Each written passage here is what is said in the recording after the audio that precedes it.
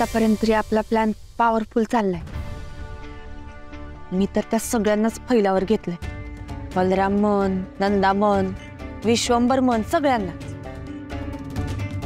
आणि तू म्हणतोस ना ते पण बरोबर नाही. म्हणजे मला खात्रीच आहे कृष्णाईंवर कसला तरी दबाव आहे. कशावरून वाटलं तुला असं? अरे मी आता वाड्यात परत गेले होते ना, तेव्हा त्यांनी मला हाक मारली. अगं तुझ्याशी काहीतरी बोलायचंय. आजवर आम्ही नाही, औषध घ्यायची वेळ झाली आहे ना. आम्हाला जरा सावित्रीशी. कृष्णाई, औषध घेणं महत्वाचं आहे ना आता. चल चल चल चल. त्यानंतर पण 2-3 वेळेला विचारायचा प्रयत्न केला होता, पण त्यांनी काही नीटचं उत्तरच नाही दिलं. अशीच टाळमटाळ केली. म्हणजे आपला अंदाज खरा आहे तर कळेल लवकर आपल्याला. बरं मिसेस वशिला, तुम्ही आता जा. आणि असं सारखं सारखं भेटायला येऊ नका प्लीज. कळेल लोकांना. जाते हा तिरसट. पण मला एक गोष्ट कळतच नाहीये. काय झालं आता? तुला सोडून एकटे कसं राहायचं ते कळत नाही. सांगशील? भेटत जाऊ अधूनमधून. लोकांसमोर भांडायला का होईना, भेट होईलच ना आपली. नाही, भांडायला नाही. मला काय वाटतं आपण ना कुठेतरी बाहेर जाऊया. फक्त तू आणि मी. आपण ना शांत. ते बघूयात आपण नंतर. आधी इलेक्शन होऊ दे, कळलं? आणि पुढचा प्लॅन सगळा कळला आहे ना व्यवस्थित?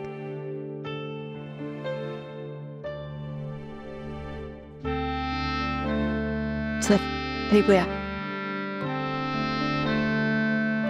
बाय. चिकन्या,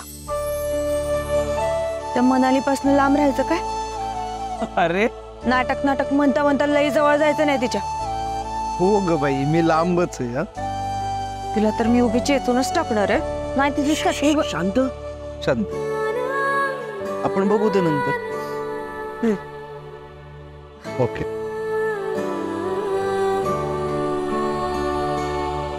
हे बघ, आत्ता मनाली सकट सगळ्या विलंद्यांना असंच वाटलं पाहिजे की ते हुशार आहेत आणि आपण मूर्ख.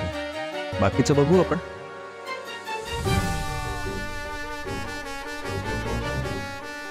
या सगळ्यांची लेवल करायला मज्जा येणार.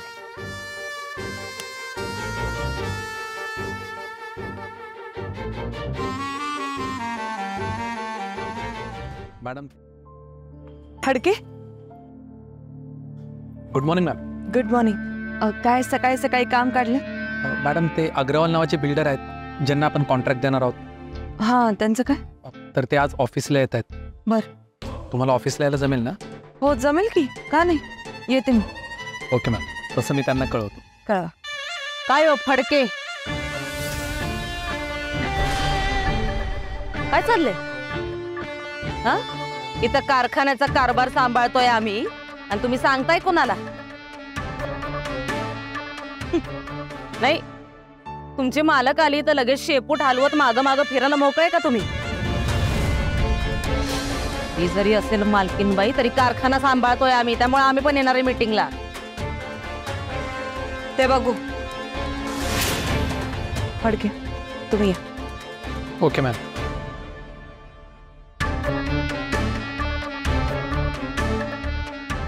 हे काय लावलंय ग तू? वशिल यागरची मालकीन म्हणून काय सगळीकडेच तुझी सत्ता लावणार? प्रत्येक गोष्टीवर माझीच सत्ता चालवणार. आणि काय ग, दोन व्यक्ती महत्वाचं काहीतरी बोलत असताना मध्ये मध्ये नाही करायचं. एवढे साधे मॅनर्स नाहीत. हे बुलटे, शब्द जपून वापरायचे. हा, लायकीत राहायचं, नाहीतर रस्त्यावर आणे. पण परत परत कशाला मला सांगायला लावते? आता सावी सरकार आलंय. आलं सावी सरकार, झाली तुमची अवस्था बेकार. आणि परत परत कशाला मला सांगायला लावते? आता सावी सरकार आलं सावी सरकार, झाली तुमची अवस्था बेकार. लाख लढतरी आल्या ना तरी तुमच्या हाताला काही लागू देणार नाहीये मी. त्यामुळे गप बसायचं, ते मिळतंय ते खायचं, कुठल्या तरी पिक्चरला जायचं, नाहीतर त्या पार्लर मध्ये जाऊन तुझं थोबाड रंगून यायचं, कळलं? बाकी मीटिंग सेटिंग बिटिंग सगळं मी बघणार. तू नको टेन्शन घेऊ त्याचं. आणि अजूनही जर हुक्की आलीच तर त्या रेम्या बलरामला सांगितलंय तर तुलाही सांगते. चुकू नाही माझ्या ऑफिसची पायरी जरी चढलीस तर पायऱ्या उतरताना पाय जागावर नाही राहणार, कळलं? चल दे.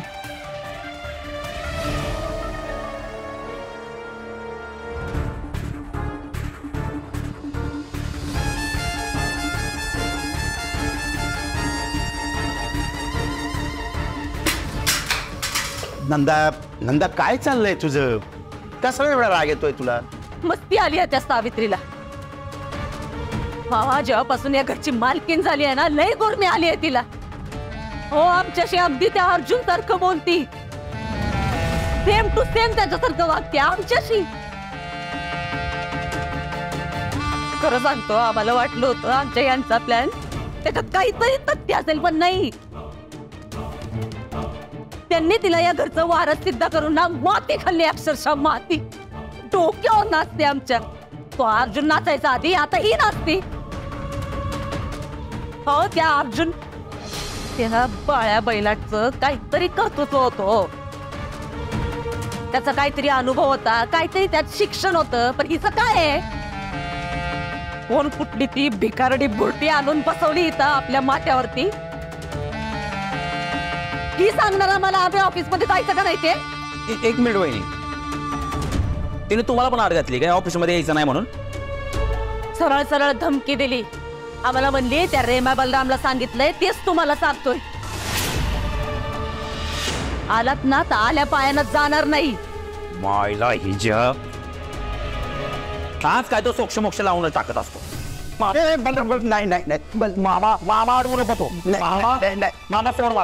फायनल निकालच लावून टाकणार यार. ऐक जरा, उगाच काहीतरी करायला जाशील आणि त्या विद्येच्या सगळ्या प्लॅनवर पाणी फिरायचं. करू, सगळं करू, पण फक्त शांततेत. हो मामा, हो त्या अग्रवाल का कोण येणार आहेत आज कॉन्ट्रॅक्ट करण्यासाठी ऑफिस मध्ये. आम्ही तिला म्हणलं आम्ही येतो, तर सरळ नाही म्हणली ना आम्हाला. चला, काय झालं तुम्हाला? तुझ्यावर नाही असलो, त्या सावित्रीवर असलो. मला सांग, तिला काय कळतं रे त्या कॉन्ट्रॅक्ट मधलं? अगरवाल येणार आहे ना, येऊ दे. त्याला स्पष्ट सांगितलंय आमचं कमिशन मला द्यावं लागेल म्हणून. ती सावी तिथे असू दे नाही तर नसू दे, काय फरक पडतं? हा, म्हणजे इथं बसून समधी सेटिंग लावायची आपण, समजा प्लॅनिंग करायचं आपण, आणि मग घरी बसून राहायचं वय.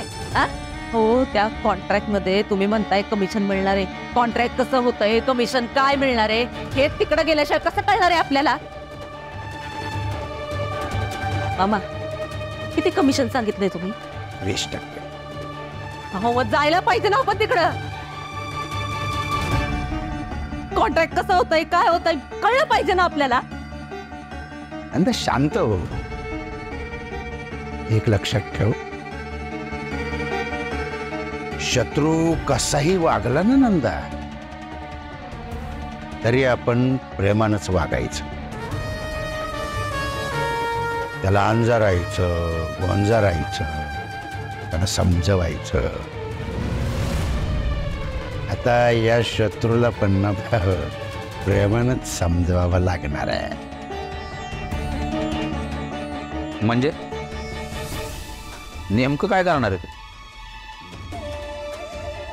काय करणार?